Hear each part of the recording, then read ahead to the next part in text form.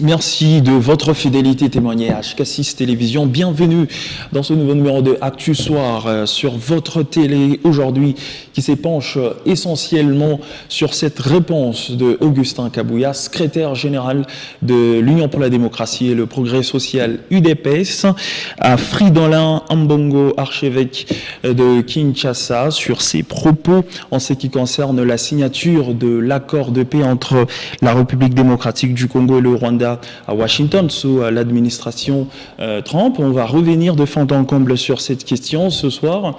Avec nous sur ce plateau, messieurs Patrick Makolo, qui est au cadre au sein de l'ADPEC, parti de l'Union sacrée de la Nation. Il est également fondateur de l'ONG Génération Cri d'alarme Sauvons le Congo. Monsieur Makolo, merci d'accepter notre invitation.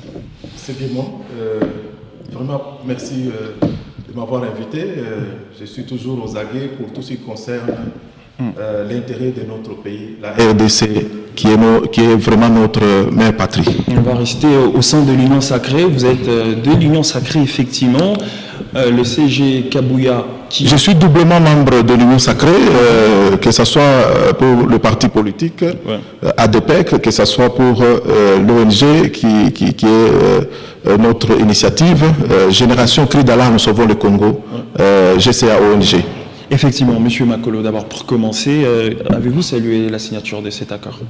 Oui, en tout cas, nous trouvons que c'est salutaire pour l'avenir du pays et aussi pour donner la paix à l'Est, parce qu'il y a beaucoup de souffrances. Le peuple congolais à l'Est du pays, donc les deux provinces, Nord Kivu et Sud Kivu, sont le théâtre de combats provoqués par des bandits et des fous, des traqués mentaux qui sont là-bas, comme des Nanga, comme des Bakabilekou, tous les autres. Bon, en fait, voilà. Vous les traitez comme ça? Bon, en fait, parce que c'est une association de malfaiteurs. Donc, ils se sont associés, ils se sont mis ensemble, ils sont à l'aise que le peuple meurt. Ça fait déjà 30 ans. Il y a des millions de Congolais. D'ailleurs, j'ai regretté quand Trump a parlé de 7 millions. Mais c'est beaucoup. C'est beaucoup. Il y a peut-être 20 millions de morts parce que Trump n'était pas là pour comptabiliser, faire tous les calculs. Donc voilà, il y a beaucoup de morts et d'autres, on ne sait même pas les comptabiliser parce qu'on les met dans les fosses communes et on cache et on ne sait pas retrouver leur corps. Donc vraiment un désastre qu'on n'a jamais vécu, même lors de Sodome et Gomorrhe. En tout cas, alors messieurs Makolo, on va circonscrire un peu le cadre. Fridolin Ambongo, en prenant la parole au Vatican lors de la conférence de presse de présentation du document préparatoire des églises Asie, Afrique et Amérique latine en prélude de la COP 30, avait justement émis également sa lecture en ce qui concerne la signature de l'accord de paix entre la République démocratique du Congo et le Rwanda, en traitant cela de fausse solution. Et Augustin Kabouya, secrétaire général de l'UDPS Tshisekedi, réagit effectivement en ce qui concerne ces propos-là, en disant justement, je cite, que c'est un haineux justement, Fridolin Ambongo. Est-ce que c'est une façon d'entraver les démarches déjà amorcées de l'autre côté, parce qu'il y a les églises, les CC et Synco qui amorcent des consultations pour trouver des solutions de paix, et lorsqu'il y a des initiatives allant dans le sens de trouver la paix, il y a d'autres leaders religieux qui estiment que c'est de fausses solutions. N'y a-t-il pas contradiction? Bon, vous savez, Fridolin, que vous citez là-bas, en Bongo, tout ça, c'est un prélat catholique qui mérite du respect par sa fonction. Mais lui-même ne se soucie même pas du respect qu'on doit lui donner par ce qu'il est en train de faire. Parce que la parole de Dieu, ce n'est pas seulement le dire, mais c'est aussi le faire. Alors il doit veiller. Alors moi je pense que souvent il y a une confusion dans ce qu'il fait, parce que c'est un politicien engagé, un véritable, je peux dire, un opposant farouche au régime en place, un opposant farouche, mais il n'aime pas qu'on le traite comme ça. Il dit non, on a insulté, mais tout ce qu'il fait, c'est pratiquement de l'opposition pure et simple, et il le fait de manière aguerrie, là, de manière active. Bon, je donne raison à Kabouya, qui lui a dit que vraiment c'est un opposant connu, et personne, même si vous demandez à un enfant, il va vous dire que non.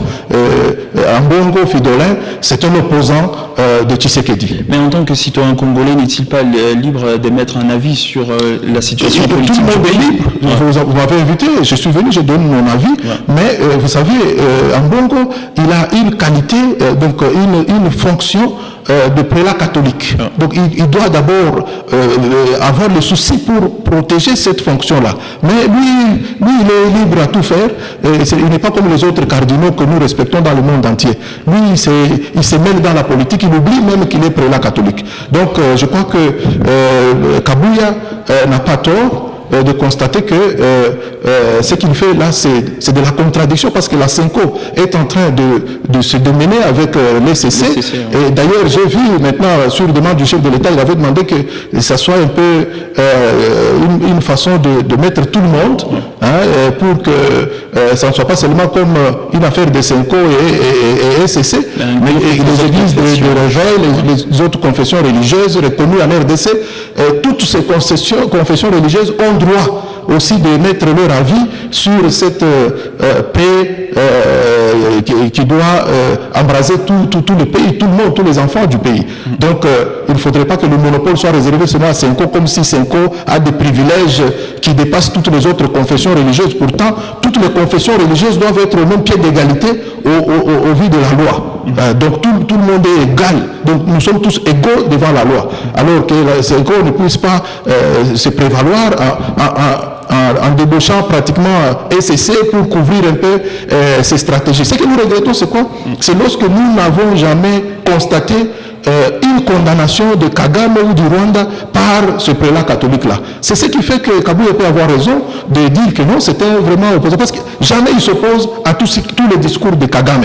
Mais c'est souvent quand Tshisekedi veut seulement faire un signal, oh, il doit intervenir.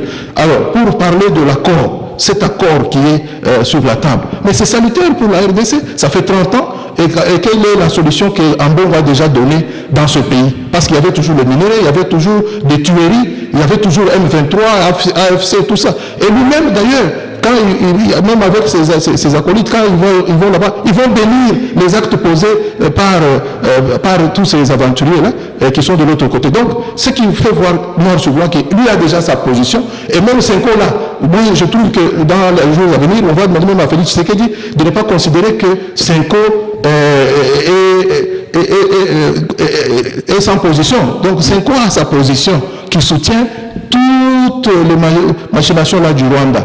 Donc c'est là que nous trouvons que Senko, c'est pratiquement un élément gênant qui ne va pas donner la cohésion nationale. Mais lors de consultation, la Senko n'a pas consulté seulement l'opposition, c'est presque toutes les couches politiques, tous les acteurs politiques, je veux dire, même en dehors du pays, qui ont été consultés. C'est dans le sens de la neutralité pour ressortir les avis des uns et des autres. Cette neutralité ne peut pas bien vraiment s'apercevoir avec tout ce que Senko est en train de faire à travers même Cardinal Ambongo et tout ça, parce qu'il y a de la confusion.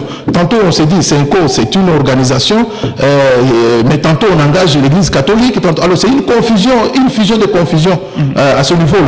Nous on préfère peut-être que Senko puisse déjà être enregistré comme un parti politique. Comme ça on pose les actes, on sait que nous ici ce sont des gens qui ont déjà une tendance politique, aguerrie, affermie, et une tendance politique active. Parce qu'on ne doit pas se voiler la face. Et ce qui fait mal, c'est quoi? C'est parce qu'ils s'appellent des pères religieux, des pères spirituels, mais les actes qu'ils posent, on les confond à tous les politiciens qui sont en RDC. Donc c'est ce qui dérange un peu. Donc moi je pense qu'on doit d'abord arriver à mettre une ligne rouge pour rechercher d'abord la neutralité. Quand on met Senko sur la balance de la neutralité, Senko n'est pas là. Donc c'est-à-dire c'est une balance penchée. Donc on ne peut pas parler de la neutralité lorsqu'on parle de Senko. Non. Senko c'est une branche armée de AFC M23. Non, mais c'est trop fort ce que vous dites, M. Makolo. Mais c'est ça, c'est ça le problème. Si on parle de Senko et ECC, c'est dans le but justement de trouver la paix dans même les démarches. ECC est innocente, ECC a été entraîné par Senko pour camoufler un peu tout ce qu'ils ont comme programme, comme stratégie malveillante. Mais ECC n'a pas de problème. C'est comme les églises de réveil. Moi, je pense qu'on peut seulement enlever Senko. ECC et les autres églises de réveil peuvent rester là-bas. On peut parler de la neutralité. Alors, M. Makolo, c'est-à-dire qu'au sein de l'Union sacrée, où vous êtes de l'Union sacrée, vous ne faites plus confiance à cette démarche de la Senko? Non, cette démarche est déjà teintée de position, hein, c'est-à-dire c'est une démarche oppositionnelle. Parce que dès le début, même au début quand ils ont commencé, eux faisaient le programme pour faire partir le président du pouvoir. C'est ça leur programme à eux. Alors comme ils ont échoué avec l'aide de Dieu, les choses se sont accélérées sur le plan international avec l'arrivée de Trump, l'avènement de Trump, de Doha et tout ça. C'est comme ça qu'ils sont en train maintenant de chercher à corriger un peu leur position du départ. Mais leur position du départ, ce n'était pas que Tshisekedi soit président et que les autres là soient condamnés, confrontés à la loi pour les méfaits qu'ils ont causés à la RDC. Pour eux, c'était que Tshisekedi parte, qu'eux placent le monsieur que Kagame va choisir. Ça peut être Kabila, ça peut être Nanga, ça peut être quelqu'un de là-bas, si c'est un Rwandais, si c'est qui. Et là, ils pouvaient applaudir. Alors, leur problème, c'est faire partir Tshisekedi. Ce n'est pas tout ce qu'ils sont en train de faire maintenant, en train de colmater, non. Alors, nous connaissons comment ils ont commencé, l'idée du départ. On connaît, les images sont là, les audios sont là. On connaît comment ça a commencé. Parce qu'eux n'étaient pas là pour que Tshisekedi reste au pouvoir. Et il fallait que Tshisekedi d'abord parte, qu'eux placent quelqu'un qui répond à la volonté de Kagame. Est-ce que vous soutenez les propos de Jean-Pierre Bemba aussi? Non, Jean-Pierre Bemba, c'est un citoyen respectable et respectueux dans ce pays. Lorsqu'on met Jean-Pierre Bemba là-bas, on met Ambongo là-bas, le choix est clair. Pour les gens qui se soucient vraiment de ce pays, Bemba, c'est parmi des personnalités qu'il faut respecter dans ce pays. Donc, vous accordez du crédit à ces dires aussi. Il faut prêter oreille à eux parce qu'ils ont vraiment du crédit.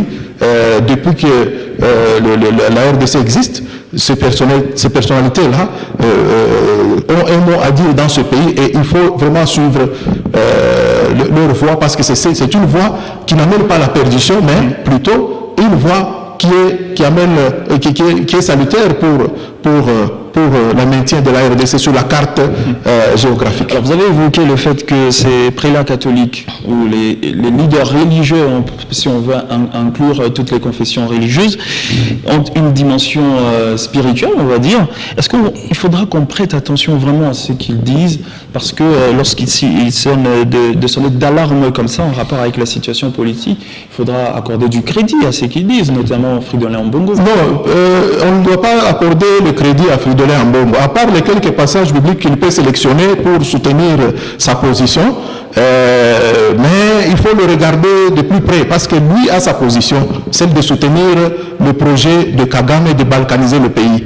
Alors, jamais, quand le peuple était en train de mourir à l'Est, tout ça, lui était en dessous là en train de faciliter. Lui, c'est un facilitateur de la réalisation des projets de Kagame en RDC. Donc, il ne faut pas lui prêter oreille.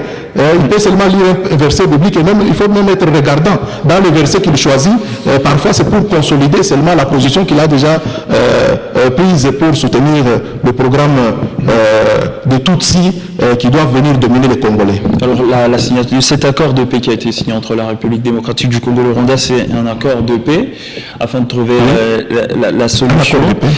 Alors Fridolin Ambongo, lors de sa prise de parole, il démontre l'inefficacité de cette solution de Donald Trump. Il estime que ceci est en échange de certains minéraux stratégiques. On ne peut pas chanter la victoire ou l'échec avant la guerre.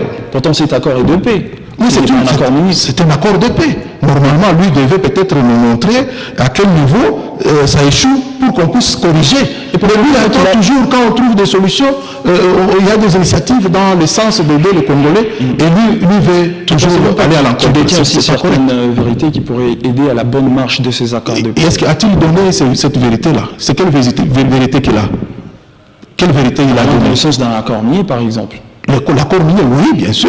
La RDC va signer aussi d'autres accords bilatéraux avec l'Amérique, les États-Unis, sur ce qui concerne les mines. Il y aura les deals miniers, c'est vrai, mais ici, c'est vrai, dans ce qu'il a dit, les minéraux stratégique Alimente plus de guerre. alimente la guerre, ça c'est vrai.